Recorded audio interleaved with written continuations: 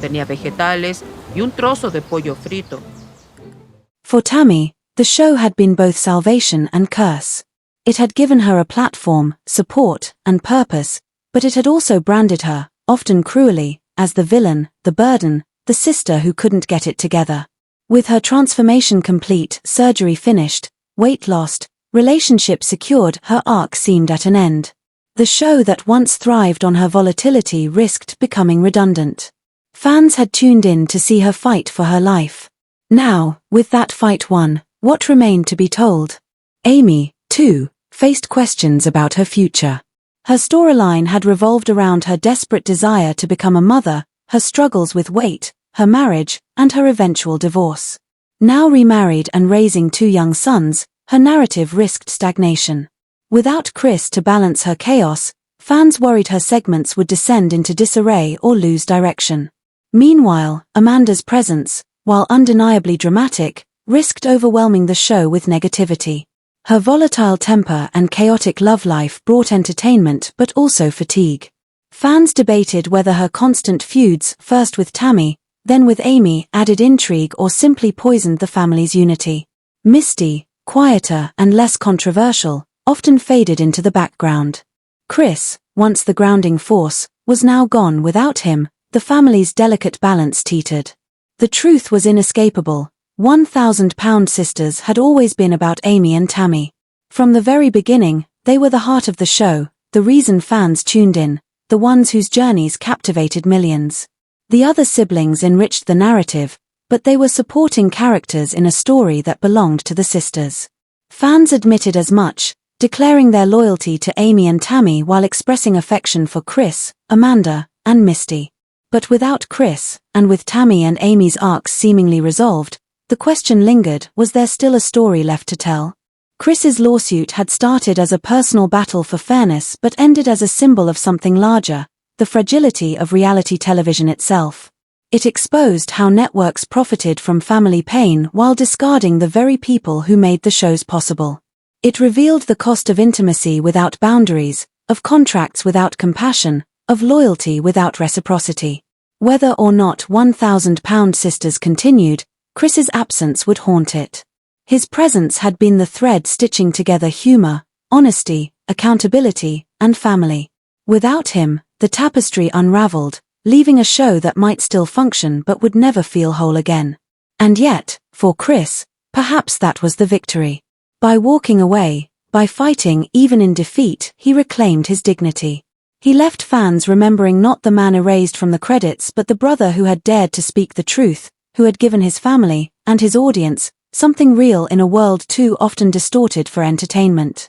Fans had always considered Chris Combs the soul of the series, a man who, despite his flaws and struggles, carried himself with honesty and grounded wisdom that few reality stars managed to maintain when faced with the manipulations of network television.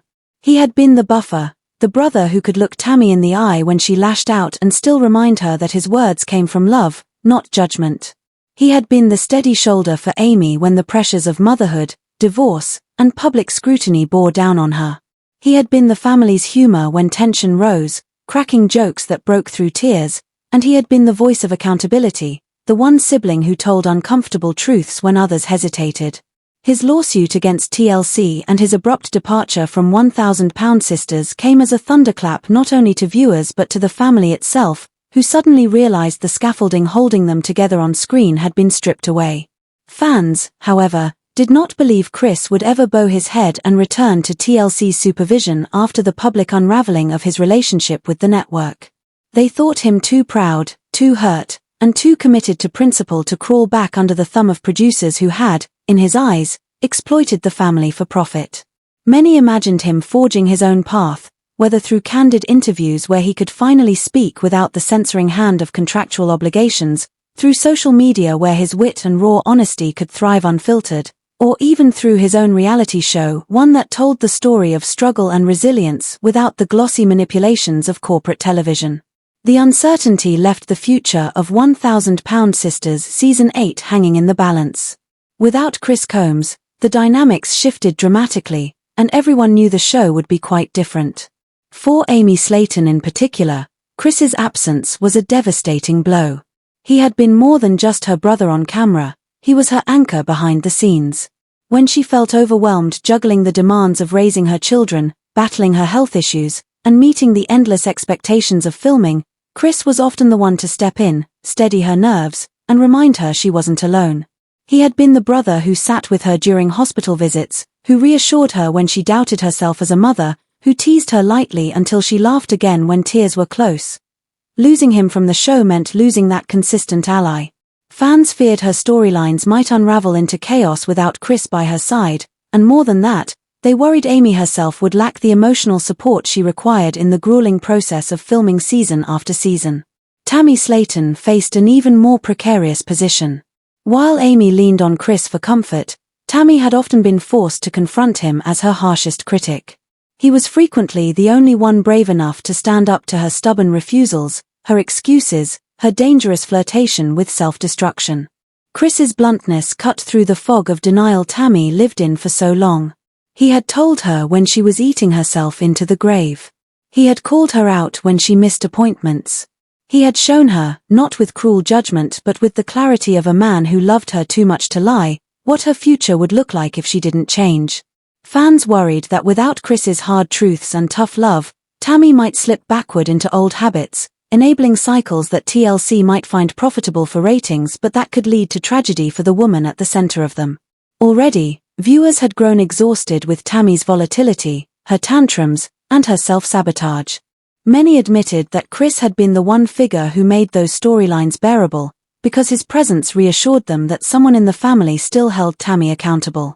Without him, even the chaos risked losing its purpose, devolving into spectacle. The extended family also felt the blow. Misty, Amanda, and the other siblings had relied on Chris as mediator, the steady presence who prevented family disputes from escalating into explosive scenes that left lasting scars. When Tammy screamed, when Amanda's temper flared, when Amy sobbed, Chris was often the one who spoke calmly, diffusing tension before it tipped into something irreparable. His absence meant those same conflicts might now ignite unchecked, leading to more dramatic television moments, yes, but also alienating fans who were tired of relentless negativity. The Slaton family, always complicated in their loyalties, faced the prospect of being turned further against one another, not because of their own intentions but because the one who bridged their differences had been removed. Chris's lawsuit had peeled back more than just his own grievances, it revealed fissures in the family's relationship with TLC itself. They now knew in concrete terms just how far the network was willing to go to safeguard its interests and how easily replaceable they were in the eyes of executives. The family had always understood on some level that TLC manipulated storylines, that producers encouraged conflict, that privacy was sacrificed for profit, but Chris's confrontation forced them to face the cold truth: they were commodities. Stars as long as they played along, expendable the moment they pushed back. That knowledge seeded distrust, resentment, and unease behind the cameras. Producers who once enjoyed easy access to the family's secrets now faced hesitation, guarded responses, and simmering animosity. The scandal drew attention to a broader cultural issue as well. Viewers were no longer content to consume reality television at face value. Audiences were increasingly savvy about how networks manipulated editing, controlled narratives, and exploited vulnerability.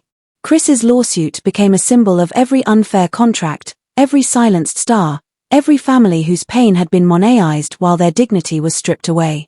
He became, unintentionally, a representative of all the issues plaguing reality TV contracts, his personal fight magnified into a larger exposé of an industry built on imbalance. As fans speculated about the show's future, three options emerged. 1. TLC could double down, ignore the criticism, and continue exploiting drama as usual. 2. The Slatons themselves could renegotiate or even walk away, forcing the network to reconfigure its strategy. 3. A middle ground might emerge, where Chris's departure served as a cautionary tale that pressured producers to tread more carefully. Yet, as viewers debated these possibilities, many admitted their growing discomfort with just how enmeshed the family had become, not only with the cameras but with one another. The closeness of the Slatons, once celebrated as heartwarming, had begun to show cracks. Fans pointed out how often the siblings blurred boundaries, inserting themselves into every aspect of one another's lives. The show thrived on this intimacy, shared hospital visits, confessions about relationships, candid commentary on diets and failures, but in the long run, some viewers wondered whether the lack of boundaries was more harmful than helpful. The Slatons were too close, some argued, constantly in each other's business, commenting on personal matters that should have remained private, judging one another openly, and fighting viciously when lines were crossed. The very closeness that made them compelling on screen also made them combustible. It hadn't always been this way. The family's history was marked by fracture as much as unity. Their childhood was not one of seamless togetherness. The siblings shared a mother, but not always a father, and their blended family left them scattered in loyalties and experiences. Misty had her own father. Chris and Amanda shared one, while Tammy and Amy shared another.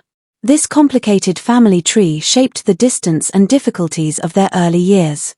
They were close in age, but not always close in spirit. They grew up not as a tight unit but as a group, learning, sometimes awkwardly, how to coexist.